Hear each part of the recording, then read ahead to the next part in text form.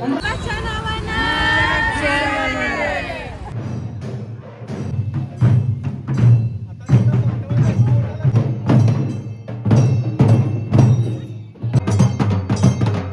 जसं काही लग्न घरामध्ये धावपळ असते तशीच सकाळपासून कंटिन्युअस आमची सगळ्यांची धावपळ होती.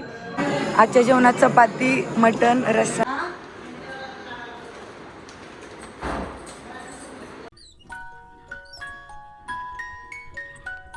हॅलो, नमस्कार मंडळी, तुम्ही सगळे मजेत आहात ना? नवीन दिवसाची नवीन सुरुवात. मी नमिता तुमच्या एका नवीन व्हिडिओमध्ये अगदी मनापासून स्वागत करत आहे. आज रविवार आणि वालंगचा मेन दिवस. लग्न घरात जशी धावपळ चालू आहे तशीच आज सगळ्यांची धावपळ चालू आहे. सगळीजण गडबडीमध्ये आहेत. तरी सकाळी लवकर तयारी करायची असल्यामुळे आमचं रुटीन तर 4:30-5 वाजल्यापासून चालू झालं. आणि मेन म्हणजे आज सकाळी 4:30च्या दरम्यान इतका जोरदार पाऊस पडला आणि त्याच्यामुळे लाईटसुद्धा गेली होती. तरी सगळी कामं आता वेळेत आवरून झालेत. तर थोड्याच वेळात आता धनगर येतील आणि त्यानंतर त्यांचे कार्यक्रम कंटिन्यू चालू राहतील. कार्यक्रमा दिवशी सकाळी साऊमावशी लवकर आल्या होत्या. तर येताना त्यांनी गारवा आणला होता. तर सगळ्यात पहिल्यांदा मामीनी दही भाताचा मुटका टाकून त्यांचे स्वागत केले. त्यानंतर थोड्याच वेळाने धनगर लोक सुद्धा आले होते आणि पूजेला जे काही सगळं साहित्य लागणार होतं त्याची तयारी सगळीच आम्ही आधी करून ठेवली होती. तर ती तयारी बघून ते खूप खुश झाले. त्यांना जास्त काही सतत मागणी करावी लागली नाही. त्यानंतर लगेच मोगे भरण्यास सुरुवात केली. 5 मोगे पूर्ण भरायचे असल्यामुळे आदल्या दिवशीच आंबील करून थंड होण्यासाठी ठेवली होती. 5 मोगे पूर्ण भरून थोडीशी सजावट म्हणून आंब्याच्या डाळ्या व त्यासोबत झेंडूचे फुलांची 5 माळ्या घालून पूर्ण मोगे तयार करून घेतले. आम्ही तयारी करत असताना मामीनी देवपूजा करून घेतली आणि सर्व देवपूजा इतकी मस्त होती ना, एकदम प्रसन्न वाटत होते. व पुजलेले सर्व मोगे व घागर देवासमोर ठेवली आणि ते वातावरण अगदी प्रसन्न होतं. धनगर मामांनी पूजेसाठी जे काही साहित्य लागणार होतं ते अगदी व्यवस्थित मांडून देवाऱ्यासमोर काही वेळ ठेवण्यास सांगितले होते. त्याप्रमाणे थोडा वेळ ठेवून त्याची पूजा सुद्धा करून घेतली.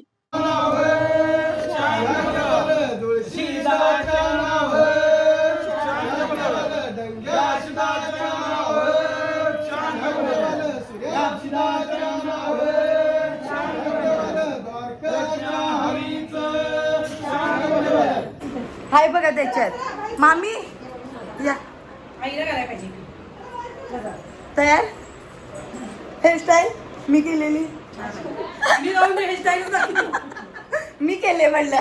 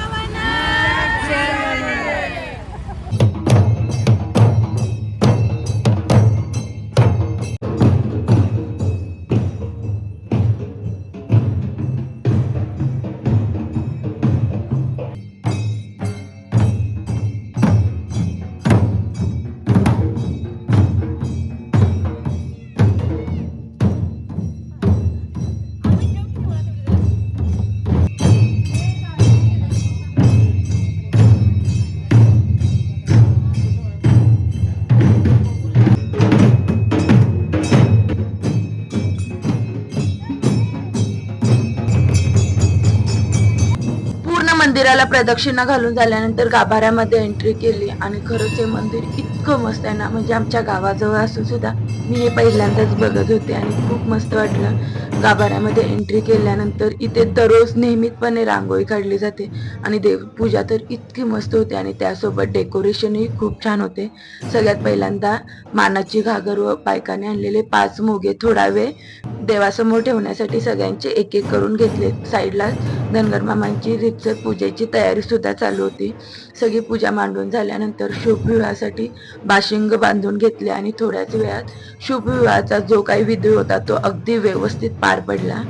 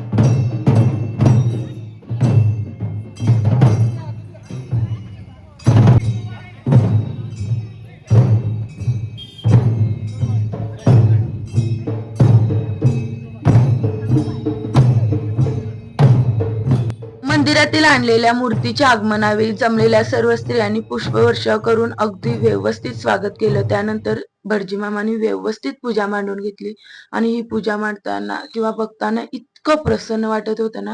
पूर्ण पूजा घोंगड्यावर मांडली होती व मंदिरातील जे काही 2 टाक आणले होते त्याचा अभिषेक करून रितसर त्याची पूजा करून घेतली. तर शुभ विवाहाचा कार्यक्रम सगळ्या समवेत पार पडला. मानाचा नारळ, त्यासोबत कळशी आणि मोगा सुद्धा एक ठेवला होता. आणि ज्या माच्यावर या देवाची स्थापना झाली तर प्रत्येक वेळी आस्थापनाच्या वेळी हा माचा आणावाच लागतो. सर्व पूजा झाल्यानंतर नैवेद्याचे ताट बनवून घेतले आणि ही सगळी तयारी आम्ही सकाळपासून करणं चालूच होतं. त्यासोबतच गावातील सर्व देवांना नैवेद्य दाखवण्यासाठी नैवेद्याचे ताट बनवून घेतले. दुपारचे 12 वाजलेत आणि घरी आले आणि पूर्ण कार्यक्रमाला सुरुवात तर 9:30 वाजता झाली होती. हे 2.5 तास इतके मस्त होते ना आणि इतकं आज उन्हामध्ये चालणं झालं तरी असं जरासुद्धा कंटाळा नाही वाटला आणि ते एक स्पिरिच्युअल एनर्जी वेगळीच होती. तर सगळा व्यवस्थित कार्यक्रम झाला. आल्यानंतर खाली पूर्ण देवाची व्यवस्थित मांडणी करून पुन्हा एकदा लग्नविधी झाला. भंडाऱ्याचा हा पूर्ण लूक पटकन चेंज करून घेते आणि त्यानंतर धनगर लोक किंवा मामींच्या भावकीतील ज्या कोणी लेडीज जेवण करण्यासाठी आल्या त्यांना जेवण करून सगळ्या शेवट आमची पंगत असेल घरच्यांची. दुपारचे 4 वाजले. सगळ्यांची तयारी सुद्धा करून झाल्या आणि नागावचे बिरोबा देवाचं जे काही सगळं महत्त्व आहे ना ते मामीची सगळ्यात छोटी सख्खी बहीण यांना अगदी व्यवस्थित माहीत आहे कारण त्या प्रॉपर नागावच्या आहेत. तर नैवेद्यासाठी काय काय आणि किती मापामध्ये बनवलं आहे तर त्या स्वतः मला सांगणार आहेत. बघू कसं सांगतात. मगापासून आम्ही नैवेद्याचं सर्व काही बनवलं आहे. त्यात हा 2 मापाचा भात केलेला आहे, बिर्याणी भात. इतर रस्सा बनवलेला आहे, हे करून घेतलेलं आहे. त्याच्यात ही काळीज आहे, ही उराडी आहे. हे सर्व काही नैवेद्यामध्ये घालायचं. कट ही रक्ती आहे. स्पेशली कुणी बनवले? स्पेशली नवीन बनवलेली आहे. चमचमीत एकदम. झाले सगळं जेवण. फर्स्ट टाइम एवढं बोलला परंतु अगदी व्यवस्थित सांगितली माहिती त्याबद्दल थँक्यू सो मच. चलो चला.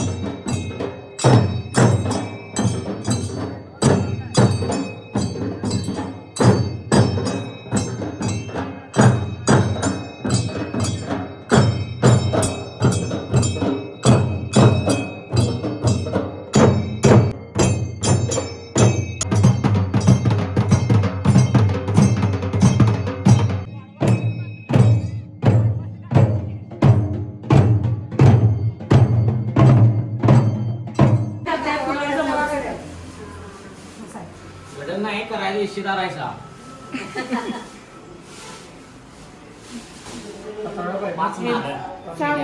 गोडा आहे. इथल्या नागावातला गोडा आहे ना गावातला. तरी पण हिने खारा केला. ही कुठं आत्ता आले तिथं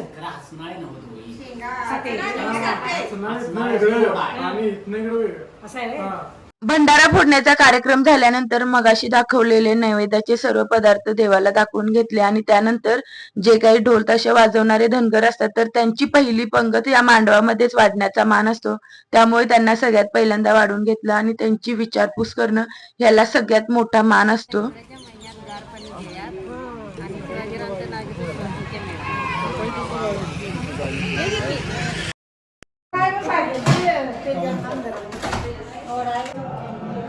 मग आजचा भंडाऱ्याचा पूर्ण लुक चेंज करून नवीन साडी नेसून बेसिक असा मेकअप करून पटकन आवरून घेतलं आणि इतकं आवरण्याचं कारण म्हणजे वालंग निमित्त जेवणाचा कार्यक्रम आहे. तर सध्या गावी कसं पावसाचं वातावरण असल्यामुळे अचानक पाऊस येऊ शकतो आणि कोणतीही अडचण येऊ नये म्हणून मामाने जेवणाचा कार्यक्रम हॉलला अरेंज केला आहे. तर बाहेरचे जे काही पाहुणे आहेत तर ते डायरेक्ट हॉलला जेव्हा येणार आहे त्यामुळे सगळं आवरून घेतलं आणि आता घरातलं सगळ्यांचं आवरून झालं. आणि जसं काही लग्न घरामध्ये धावपळ असते तशीच सकाळपासून कंटिन्युअस आमची सगळ्यांची धावपळ होती. नैवेद्याचं जेवणसुद्धा होतं ते आम्ही स्वतःच बनवून घेतलं. तर आता सगळं निवांत आहे. आता फक्त जेवण एन्जॉय करायचं. तर सगळ्यांचं आवरून झाले, पटकन हॉलवर जाऊ. आणि विरू सुद्धा आता एकदम खुश आहे गावी आल्यानंतर. इतका तो रमलाय ना, तर त्याचं असं काहीच टेन्शन नाही. आता सुद्धा तो निवांत बसलाय, तर त्याचा सुद्धा स्पेशल लुक दाखवते. खुश आहे तू गावी आल्यापासून? मग अशी बकऱ्याला कसा हात लावला? असं जवळ गेला, घाबरला नाही? काय खाणार आता? मटन. आणि मस्तपैकी विरू पूर्ण आवरून तयार झालाय. तुला आवडला हा ड्रेस? मग काय घातला? असं काहीतरी एक्स्ट्राचे किंवा फंक्शनचे ड्रेस घातले तर विरूचं कंटिन्युअस रडणं चालू असतं. तर आता थोडासा शांत बसलाय. आजच्या जेवणात चपाती, मटण, रस्सा आणि त्यासोबतच लिंबू, कांदा, टोमॅटो असा स्पेशल मेन्यू आहे.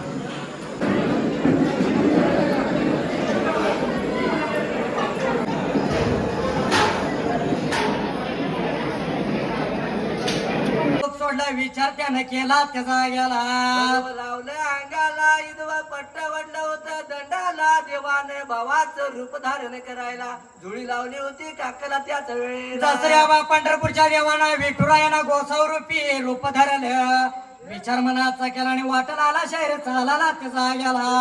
गोसाव्याच्या रूपात देव निघून चालला होता स्वतः त्या बामणी गावच्या स्वतः त्या दसऱ्यावा धामणी बामणी गावाच्या स्वतः यात्रा बाबा ठिकाणाला आणि गावाच्या मधाला असणारा पंढरपूरचा देव विठुराया वाटणाला शहर चालला त्याचा गेला. बोधल्याच्या जवळ जायला लागला होता भिक्षा स्वतः मागायच्याच वेळेला. दसऱ्यावा भिक्षा वाढवाय म्हणला यात्रा बाबा ठिकाणाला गोसाव रूपी देवानं. शाहीर गाण्यांचा जो काही कार्यक्रम होता ना, तो अप्रतिम होता. सध्या आम्ही कामामध्ये इतकं बिझी होतो ना, त्यामुळे एका जागी बसून शांत ऐकता आले नाही. परंतु जे काही काम करताना शब्द ऐकले ना, ते अप्रतिम होते. पूर्ण कार्यक्रम रात्री 12ला संपल्यानंतर पुन्हा एकदा आरती म्हणून धूपारती करून सगळ्या देवाची मांडणी व्यवस्थित काढून घेतली आणि देव होते ते व्यवस्थित पुजाऱ्यांनी घेऊन ते परत मार्गस्थ निघाले. आणि तेव्हा एकदम शांत असं वाटत होतं.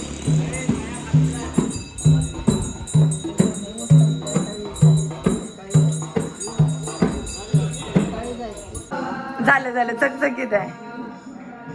मस्त आहे साडी मामी. छान छान जेवण छान झालेलं. विरू भाऊ कसं आहे?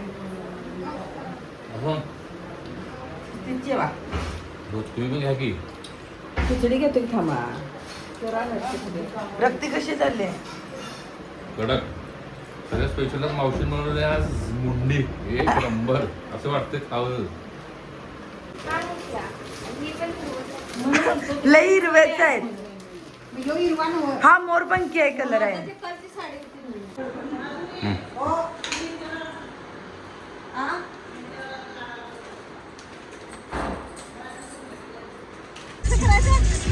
Bye bye.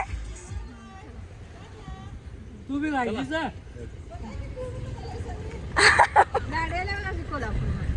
काल मामांच्या घरातून बाहेर पडताना असं इतकं वाईट वाटत होतं ना, कारण 2 दिवस खूप मजा मस्ती झाली होती आणि देवाचा जो काही वालंगचा कार्यक्रम होता ना, तो अगदी निर्विघ्नपणे पार पडला. आणि सतत भंडाऱ्याचा वापर होत असल्यामुळे पूर्ण आवाज चेंज झालाय, असा घसा बसल्यासारखं होतं किंवा पाण्यामध्ये पण बदल होत होते.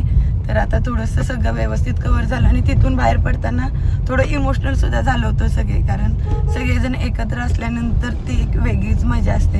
परंतु पुढे सुद्धा भरपूर काम करायचे होते. तर काल दिवसभरामध्ये डॉक्युमेंटचे जे काही काम होते ते सगळे आवरून घेतलं. त्यानंतर मुंबईला येण्यासाठी पॅकिंगची इतकी धावपळ चालू होती ना, कारण आता गाडी असल्यामुळे भरपूर साहित्य घेऊन आले. तर ऑलरेडी गाडीची डिकी किंवा मागच्या बाजूचा सगळी जागा कव्हर झाली साहित्यानं. तर बरोबर सकाळी 4:45च्या दरम्यान बाहेर पडलो होतो. दुपारचे 1 वाजलेत मुंबईमध्ये पोचायला. आणि सगळीकडे रोड कन्स्ट्रक्शन इतकं मस्त होतं ना, कुठेच अशी अडचण आली नाही. त्याच्यामुळे एवढ्या फास्ट आम्ही पोचू शकलो. आणि विरूसुद्धा आता दुपारचं झोपलाय. तर विरूने तर ही सुट्टी इतकी एन्जॉय केली, तर त्याचा थोडासा आगाऊपणा वाढलाय, कारण सगळ्यांचं लाड असतं ना गावी गेल्यानंतर. आणि मी सुद्धा ही सुट्टी खूप एन्जॉय केली. तुमचे कसे होते दिवस? मटण किती खाल्ला? भरपूर खाल्लं. मुंडी सुट्टी नाही दिली ऍक्च्युली. आता रिकवर करायचं इकडे येऊन आल्यानंतर. आता मुंबईचं अगदी व्यवस्थित रुटीन फॉलो करायचं आहे आणि जे काही शेड्यूल ठरवले त्यानुसार पद्धत वागण्याचा प्रयत्न करायचा आहे. तर मला माहिती आहे हा व्हिडिओ थोडासा मोठा होईल, परंतु वालंगच्या ज्या काही रीती आहेत त्या मी दाखवण्याचा प्रयत्न केला किंवा त्याविषयी माहिती सांगण्याचा अगदी प्रामाणिक प्रयत्न केला. हा व्हिडिओ आवडला असेल तर व्हिडिओला लाईक करा, शेअर करा आणि चॅनलला नक्की सबस्क्राईब करा. उद्या पुन्हा एकदा भेटू अशाच एका खास आणि स्पेशल व्हिडिओमधून. तोपर्यंत तुम्ही सर्वांनी काळजी घ्या. बाय.